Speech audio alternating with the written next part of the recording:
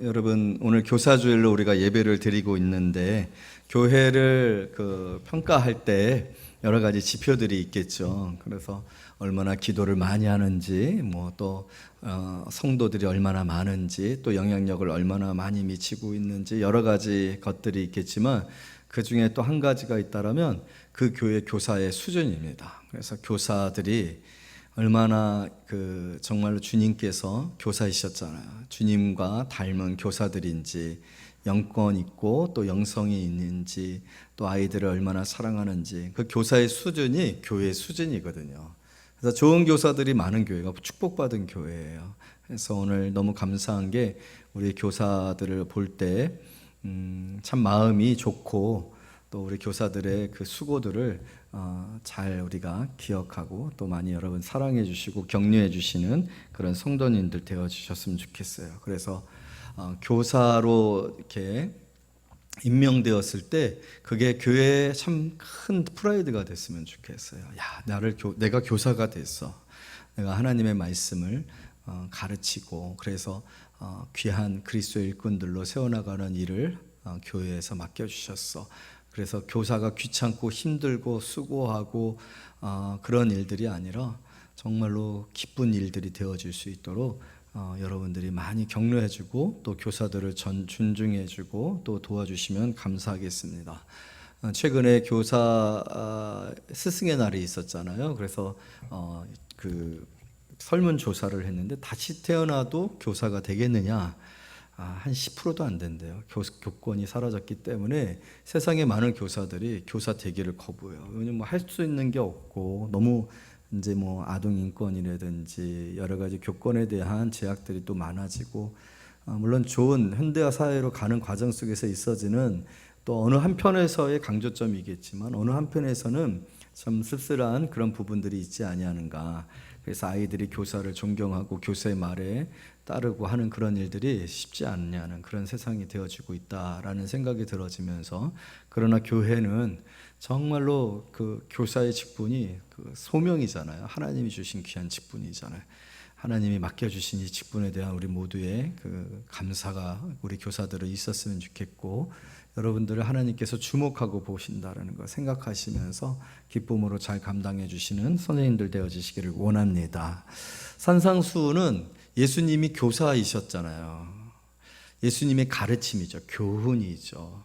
예수님이 친히 육신의 몸을 입고 이 땅 가운데 오셔서 참 천국에 관한 말씀, 하나님의 나라에 관한 말씀을 가르쳐 주시고 있는 거거든요. 그래서 예수님의 말씀은 성경에서도 구별하여 적색으로 표현한다고 그랬잖아요. 그래서 산상수훈은 온통 빨간색이에요. 그래서 5장, 6장, 7장은 다 빨개요. 왜냐하면 예수님이 계속해서 말씀하시기 때문에.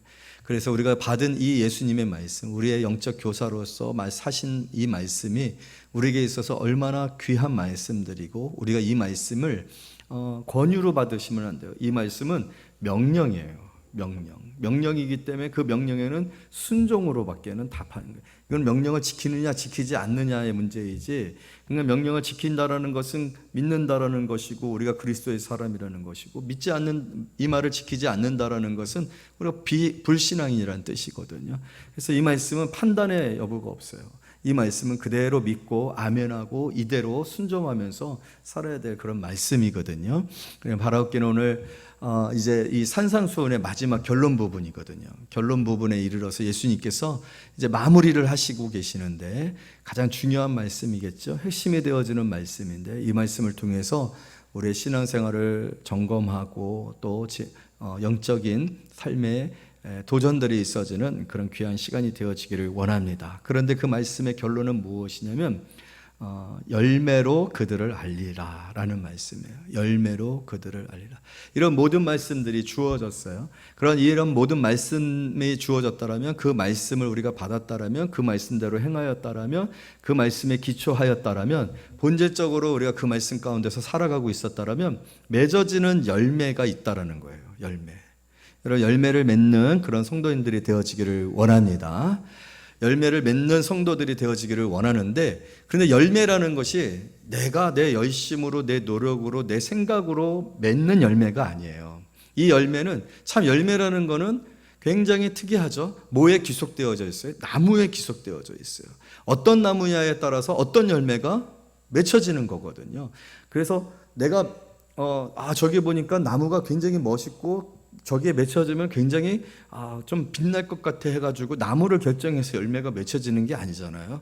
나무에 열매가 맺혀지는 거죠. 나무에 따라서 다른 열매가 맺혀지는 거죠. 나무에 기인하고 있단 말이에요. 그래서 오늘 성경은 우리에게 뭘 말하고 있느냐면, 우리가 하나님의 말씀에 기초하여 그 말씀을 본질로 하여 그 말씀대로 살았다면 그 말씀에 합당한 열매들이 맺혀진다라는 거예요. 이 산상수훈에서도 마찬가지잖아요. 오늘 하나님께서 이렇게 말씀을 하셨다면 천국에 합당한, 천국으로 말미암는, 하나님의 나라로 말미암는, 진리로 말미암는 열매를 맺게 되어진다. 그래서 그 열매를 이 사람이 천국 백성이고 천국을 소유했고 천국을 알고 믿는 사람이고 예수를 믿는 사람이고 구원받은 사람이구나 안다라는 거예요. 그런데 다른 열매를 맺으면, 그러면 이 열매는 도대체 어디서 왔느냐라는 거예요. 사과나무인데 사과 열매가 맺혀져야 되는데 만약에 파인애플이 열렸다고 하면, 그러면 이 파인애플은 도대체 이 나무하고 상관이 있어요, 없어요? 없는 거예요. 단지 장식을 위해서 어디서 떼에다가 붙여놓은 거지 이 나무 열매는 가짜죠. 진짜가 아닌 거예요. 그래서 열매를 보면 알 수 있다. 그래서 우리 신앙생활을 관한 점검을 할 때 그렇게 생각을 하면 된다. 교회를 다니고 기도를 하고 성경을 정하여서 읽고 또 예수님의 이름으로 봉사를 하고 예수님의 이름으로 아이들을 선생님들이 가르친단 말이에요. 그러면 어떤 열매가 맺혀져야 되느냐? 당연히 예수 열매가 맺혀져야 되고 천국 열매가 맺혀져야 되고 성령의 열매가 맺혀져야 되는데, 다른 열매들이 맺혀졌다라면 이거는 도대체 뭐냐? 가짜라는 거예요. 진짜가 아니었다라는 것을 말해줘요. 그래서 그 열매로 그를 안다라고 오늘 예수님께서 얘기하시면서 치명적인 말씀들을 하고 계시지 않습니까? 21절 22절 말씀 다 같이 읽어요. 시작.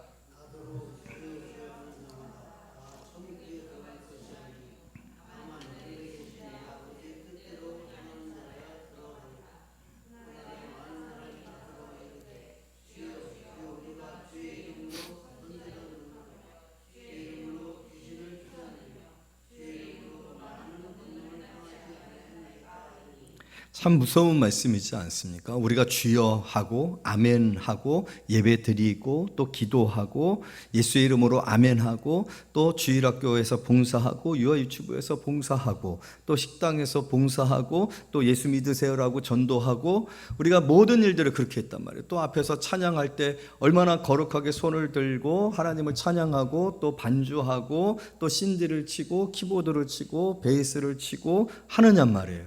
그런데 주님께서 말씀하시기를 23절 시작. 그때 내가 그들에게 밝히 말하되 내가 너희를 도무지 알지 못하니 불법을 행하는 자들아 내게서 떠나가라 하리라. 모르시는 거예요. 모르시는 거. 주님이 모르시는 거예요. 우리는 몰라도 돼요. 우리는 서로 몰라도 돼요. 그런데 예수님이 아셔야 되는데 예수님이 모르는 거예요. 넌 누구냐? 제가 주여 주여 하지 않았습니까? 넌 누구냐? 내가 너를 알지 못한다. 도무지 알지 못한다. 나는 한 번도 네가 나를 주여, 마엘로, 나의 주인님이란 뜻이거든요.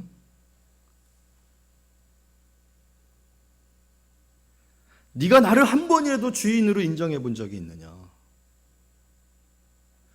네가 내 앞에서 한 번이라도 종, 마엘롯이라는 것은 예수가 종이시고 나는 그의 노예라는 뜻이잖아요. 그래서 바울이 뭐라고요? 나는 예수의 흔적을 가졌다. 더 이상은 나를 괴롭게 하지 말아라. 예수의 인을침을 받아. 나는 예수에게 속하였고 예수의 종이다 라고 얘기하지 않았습니까? 근데 네가 한 번이라도 나를 그렇게 부른 적이, 얼마나 그렇게 하나님을 찬양했습니까? 주만 바라볼지라. 뜨겁게 기도한 이후에 예수님의 이름으로 기도합니다. 아멘 하지 않았습니까? 제가 예수님으로 인하여서 얼마나 예수님을 아이들에게 얼마나 가르치고 예수 믿으면 구원을 받아, 예수님을 믿으면 죄를 용서받고 천국에 들어갈 것이, 내가 얼마나 몇 년간 금속하면서 교사를 했었습니까? 나는 너를 모른다. 도대체 이러한 상황은 어떤 상황이에요? 오늘 보니까 천국에 들어갈 것이요 라고 했어요. 나더러 주여 주여 하는 자마다 다 천국에 들어갈 것이요. 아멘. 나더러 주여 주여 하는 자마다 반드시 천국에 들어갈 것이니라. 다 천국에 들어갈 것이라. 아멘. 아멘 해도 괜찮아요. 아멘. 반드시 들어간다고 해서 다 들어간다고 했어요. 문제는 언제 나를 주여라고 했어? 라는 거예요. 언제 네가 나를 주인으로 여겼어? 네 생각대로, 네 마음대로, 네 자존심 때문에 너의 어떤 존경과 명예와 또 너의 의를 위해서 했잖아. 너는 네가 복을 받기 위해서, 너 자신의 만족을 위해서, 네가 그 위로를 받기 위해서 했었지. 너는 나하고 상관없었고 내가 언제 너에게 말한 것을 네가 한 번이라도 들은 적이 있느냐? 너는 나하고 상관이 없는 사이다. 나는 너를 모른다. 그러면 참 우리가 천국에 들어갔을 때 당황하는 게 그거잖아요. 제일 당황하는 게. 그래서 제가 항상 여러분들에게 말씀은, 천국에 들어갔을 때 그 팬데믹이라고 해야 될까요? 그 멘붕이라고 하는 표현이 맞을까요? 어쨌든 우리는 당분간은 천국을 누리지 못할 거예요. 천국에 들어. 왜냐하면 너무 당황스러운 일이 너무 많은 거야. 너무 당황스러운 일이 많아요. 그토록 내가 소중하게 생각하고 귀하게 생각했었던 그 황금과 다이아몬드와 그 헤아릴 수 없는, 내가 한 번도 껴보지도 못했고 보지도 못했고 걸쳐보지도 못했던 보석들이 땅에 널려 있어. 쓰레기통이 그거로 만들어져 있어. 도저히 그게 가치가 있지를 않아. 내가 그렇게 집착했었고 그렇게 슬퍼했었고 그렇게 안타까워했었고 그렇게 힘들어했었던 그 물질들이 천국에서는 너무 아무것도 아닌, 돌보다도 더 귀하지 아니한 것에 당황을 할 거예요. 야, 인생의 허무죠. 내가 이것 때문에 내 인생을 이렇게 허무하며 이것만을 위해서 살았나, 당황할 거예요. 두 번째로 당황하는 것은 천국에 갔는데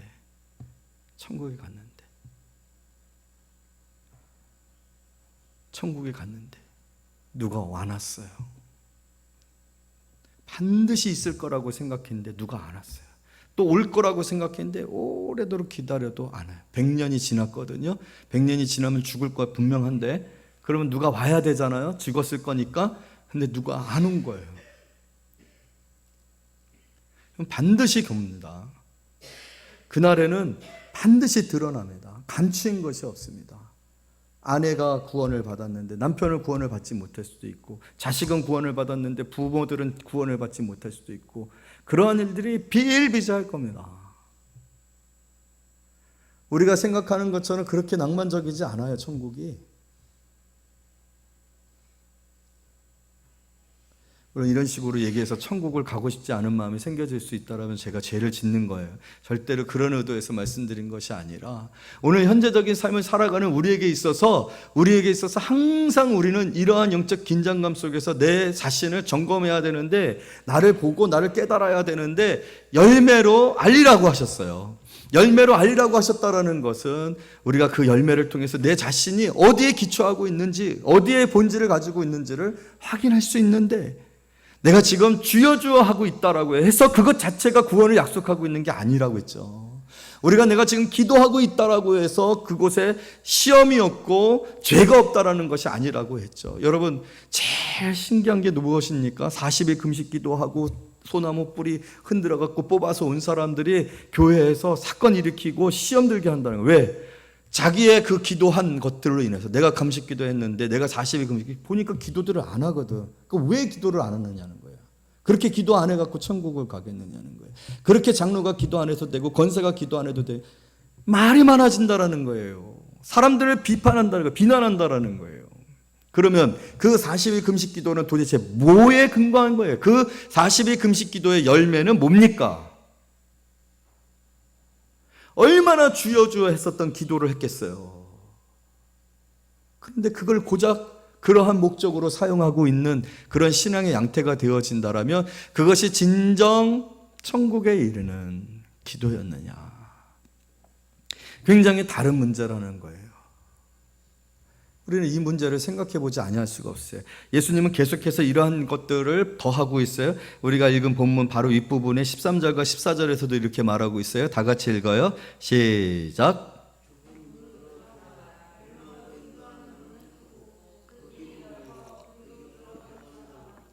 생명으로 인도하는 문은 좁고 길이 협착하여 찾는 자가 적으니. 협착이라는 개념은요, 붙어 있다라는 개념이잖아요.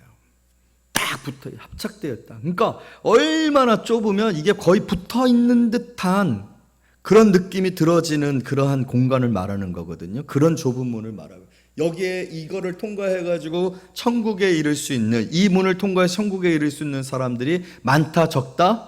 분명히 성경은 적다라고 말하고 있어요. 우리가 생각하는 것처럼 천국에 이르는 길, 많은 사람들이 천국에 갈 것이라는 생각 가지면 안 돼요. 하나님의 은혜로, 그 은혜의 풍성함과 은혜의 그 광범위함과 그 은혜의 그 포괄성은 너무나도 충만하고 한이 없고 영원하고 크지만, 우리를 향하신 하나님의 그 긍휼은 크지만, 그럼에도 불구하고 천국에 이르는 그 길, 그 길에 이르는 좁은 문에 이르는 사람들이 많으냐 적으냐? 그건 그렇지 않다. 우리가 생각할 때 교회 다니는 모든 사람들이 다 천국에 간다?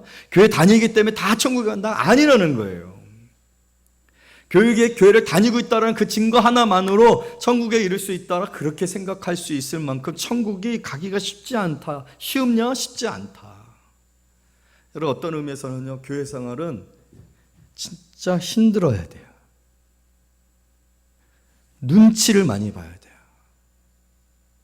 눈치를. 여러분들이 교회 다닐 때 눈치 없이 교회 다닐 수 있으면 그 교회 다니지 마세요. 그래서 대형 교회는 유혹이 많아요. 이렇게 말하기가 좀 죄송하지만, 하나님이 또 은혜를 주신 것도 있지만, 가도 안 나와도 봉사 안 해도 기도 안 해도 성경 공부 안 해도 누가 알아보는 사람도 하나도 없어요. 성격이 괴팍하여서 그냥 옆에 사람들 힘들게 하고 어렵게 하고 시험 들게 해도 티도 안 나요. 목사님이 기도를 안 해요. 할 필요가 없어요. 왜? 몰라요. 사람들이 힘들게 하고 너무 많으니까.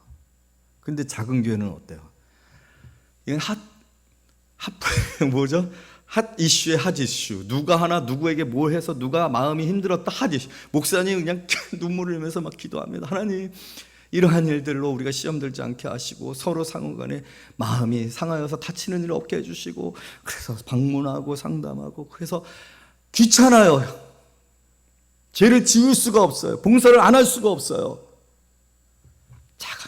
신앙생활 하기가 힘들어요. 눈치를 많이 봐야 돼요. 뭔 신앙생활이 이렇게 힘드냐. 그냥 항상 깨어 있어야 돼요. 항상 시간을 봐야 되고, 항상 내가 잘하고 있는지를 점검해야 되고, 항상 강민환 전사님의 눈치를 봐야 되고. 좁으니 안 봐도 되는 교회 다니는 거, 이런 좋은 거라고 생각하면 절대로 안 됩니다. 그리고 안 보는 쪽으로 가면 안 돼요. 안 보는 쪽, 사람들이 많잖아요. 사람들이 많아서 막 떼거리로 몰려가는데, 거기서 누가 무슨 짓을 했는지, 무슨 생각을 했는지, 죄를 지었는지, 지각을 했는지, 이 성경책을 읽었는지 알아요? 몰라요? 몰라요. 넓은 문으로 가는 사람들이 많다고 했어요. 여러분, 그 길을 자꾸 선택하지 마세요. 그러니까 내가 편하게 신앙생활하고, 내가 신앙생활하는데 간섭받지 않으려고 하고, 신앙생활을 하는 것에 관하여서 전혀 눈치 보지 아니하고 내 마음대로 내가 원하는 시간에 내가 드리고 싶은 방식으로 예배 드릴 수 있는 그런 방식으로 선택을 되어지는 그런 신앙의 환경을 선택하는 것은요, 오늘 성경에서 얘기하고 있는 것처럼 뭐라고요? 문은 좁은 문으로 들어가라. 멸망으로 인도하는 문은 크고 그 길이 넓어 그리로 들어가는 자가 많고. 다 쉽게 신앙생활하고 싶죠. 그냥 주일날 한번 교회 다니는 것으로 나는 기독교인이고 나는 어쨌든 구원 받았으니까 천국에 갈 거야 라는 생각을 하는 식으로 신앙생활을 하고 싶죠.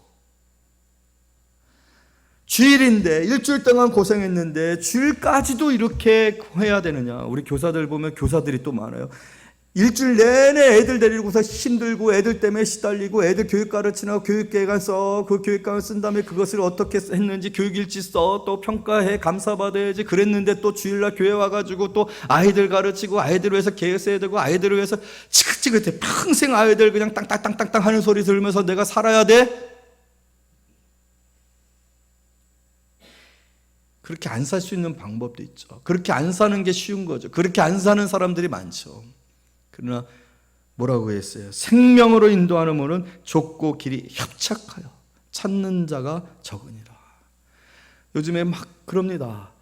주일날은 좀 편해야 되는데, 모 교회 목사님이 그런 얘기를 했다고 하더라고요. 성도들한테 너무 죄송합니다. 제가 일주일 동안 고생하고 있는 집사님들을 또 다시 순장 모임이라고 모여서 제가 이렇게 또 말씀을 전하고 가르쳐야 되는 그런 죽을 죄를 졌습니다. 이랬대. 성도들은 좋아요. 왜? 역시 목사님은 우리들의 마음을 너무 잘 이해해 주시고 정말 우리들의 삶이 얼마나 아는지를 잘 공감해 주시고 목사님은 참 인격적이셔. 그런데 인천에 있는 서구 신곡로 친곡동에 있는 어떤 목사님은 일주일 내내 고생하고 왔어도 또 교사라고 하고 또 찬양인도 하라고 그러고 또 레크레이션 준비하라고 그러고 그것만 있나? 또 봉사 저녁 찬양 인도도 해야 되지, 찬양도 봉사해야 되지. 그러니까 우리 교회 목사님은 우리를 너무 모르시고 사회생활을 안 해봐서 그런가 봐. 목사님은 뭐 맨날 기도만 하니까 성도들을 이해하지도 못하고. 참 목사님들이 어떻게 저렇게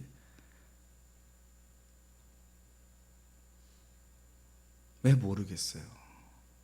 예수님이 왜 모르시겠어요? 우리 마음을.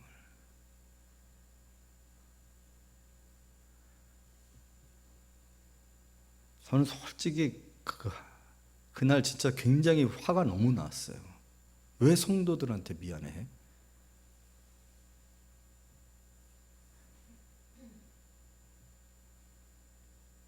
뭐가 축복인데? 뭐가 생명에 이르는 길인데? 목사가 생명에 이르는 길을 가면서 왜 미안하다라고 해야 돼? 정말 가슴이 너무 아팠어요.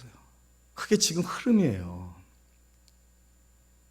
성도들을 공감하고 성도들의 필요를 채워주는 교회. 이런 말이 좋죠? 너무 말이 좋아요. 물론 맞아요. 틀린 말이 아니에요. 하지만 성도들의 아픔과 그 어려움과 힘듦을 공감하지만 그것을 신앙으로 믿음으로 이겨낼 수 있는 영적인 힘을 공급을 해야지. 그럴 수 있는, 그렇게 해야 하는 그런 우리의 삶의 어떤 사명과 이 땅에서의 나그네의 삶의 그 고됨을 함께 하는 거지. 진짜 너무 화가 났어요. 여러분들도 얘기하면 너무 잘하시는 목사님이에요.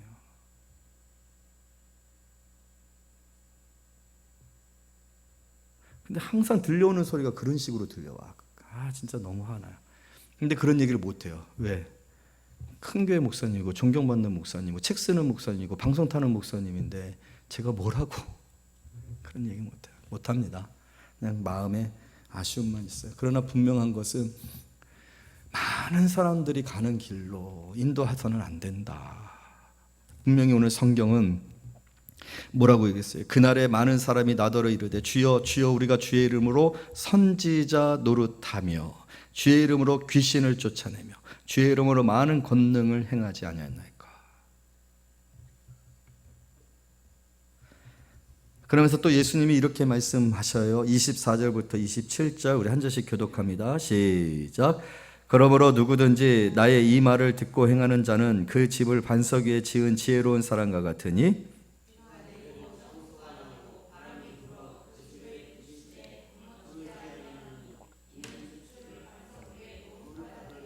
나의 이 말을 듣고 행하지 아니하는 자는 그 집을 모래 위에 지은 어리석은 사람 같으니.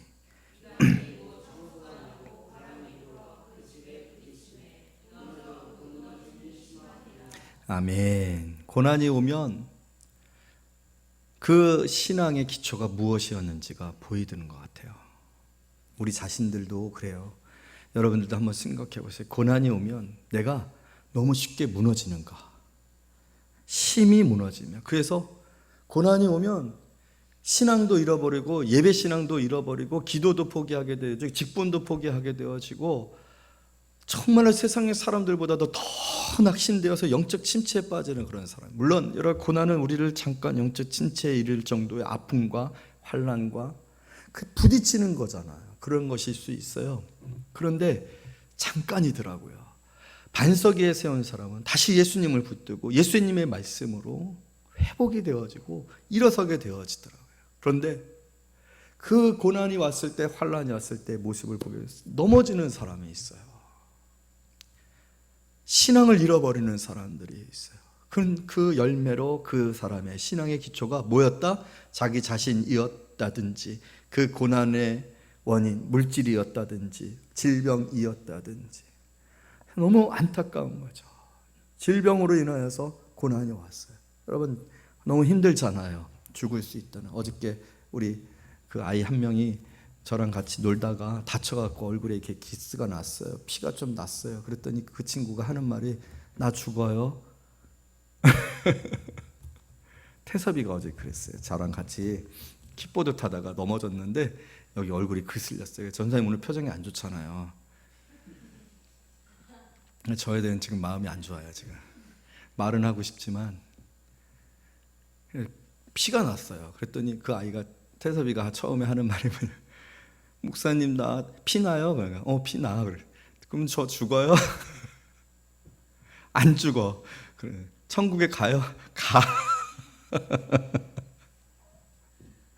고난이 오면 안다니까? 고난이 오면 안다. 고난이 왔을 때 그 고난조차도 감사하고, 그 고난에 하나님의 뜻이 있어 나를 낮추시고 또 내 자신의 모습을 보고 내 믿음 없음을 보게 하시는구나. 무릎 꿇고 기도하고 돌이키고, 그러한 사람들은 그 기초가 어디에 있다는 것을 알 수 있어요. 예수 그리스도에게 있는 거죠. 예수 그리스도 안에 있는 거죠. 그러나 고난이 왔을 때 전혀 그 고난의 세상 사람들보다 더 크게 생각하고 더 놀라고 더 체념하고 더 포기하고, 진짜 이해가 안 되더라고요. 권사님이 되셨는데도 불구하고 질병 왔을 때 입술이 떨어요.